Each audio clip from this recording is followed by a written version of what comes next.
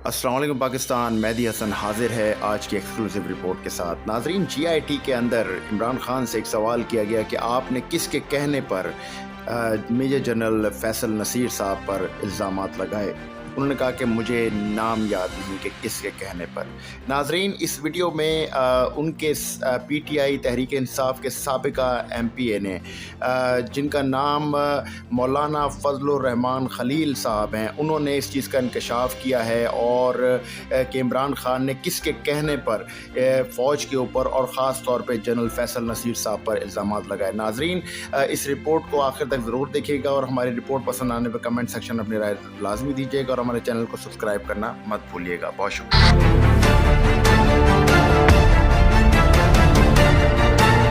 अच्छा, बड़ा एक अहम सवाल मैं आपसे पूछने जा रहा हूँ। इमरान खान साहब को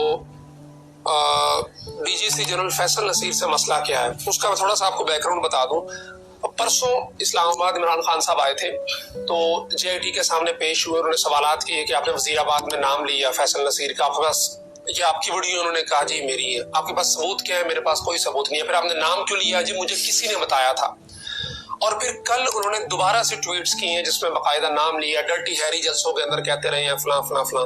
तो इनकी फैसल नसीर के साथ आखिर लड़ाई क्या है और बार बार नाम क्यों रिपीट कर रहे हैं, एक और नाम को बिगाड़ रहे हैं? आखिर ऐसा आपस में कौन सी जाती मुखासमा जैसे होती है? मसला क्या है इनका आपस में? मेरे ख्याल में इमरान खान को भी सही हकीकत का नहीं पता कि जनरल नसीर जो है, जनरल फैसल नसीर कौन है। इसको भी किसी ने नाम दिया है। उसने खुद कहा GIT में कहा मुझे किसी ने बताया, किसी ने नाम दिया है। और नाम किसने दिया है अब मैं आपको बताता हूँ।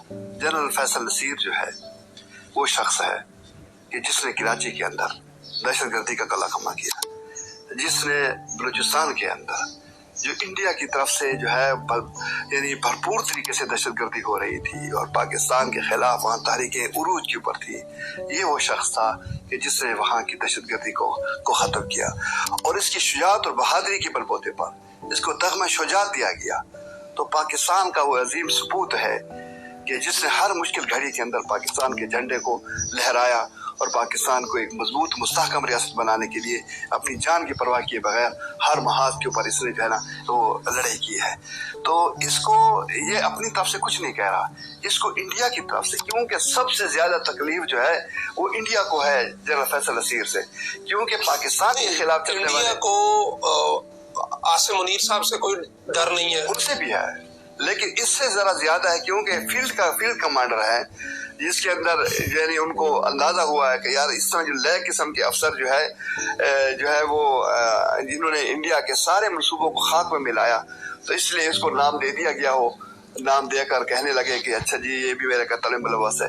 लेकिन आज खुद ही शर्मिंदा हो गया इमरान खान और उसको मुंह की खानी पड़ी कि जब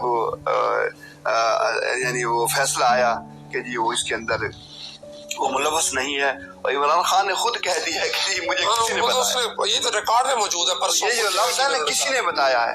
तो मेरा दावा यह है कि किसी से मुराद ये है कि इसको इंडियन लोगों ने जहन को दिया है कि ये शाबाश इस आदमी को टारगेट करो, क्योंकि हमारे अज़ाइम के रास्ते के अंदर ये शख्स रुकावट है।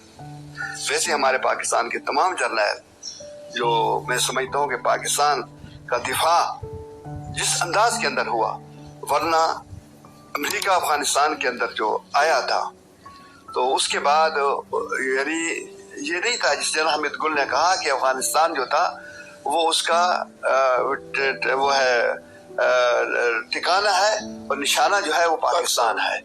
तो देखें इसी अमेरिका ने लीबिया की ऐसी तैसी कर दी, शाम की ऐसी तैसी कर दी, इराक को उसने जो है वो तबाह बर्बाद कर दिया। लेकिन यहाँ अमेरिका अफगानिस्तान में आकर भी पाकिस्तान को डिस्टर्ब करने की बहुत कोशिश की है। लेकिन मैं समझता हूँ कि इसमें पाक फौज का वो किरदार रहा है कि पाकिस्तान पर इतनी मुश्किलात आने के बावजूद अल्हम्दुलिल्लाह आज पाकिस्तान एक अमन का गहवारा बना हुआ है और दुनिया में दुश्मन के अज़ैम जो है वो नाकाम हो गए। तो इसलिए वो कुछ जर्नैलों का किरदार वाज़ेह हो जाता है तो दुश्मन की आंखों में वो खटकना शुरू कर देते हैं। तो वरना इमरान खान को ज़ाती तौर पर तो कोई तकलीफ नहीं थी, इसको नाम दिया गया।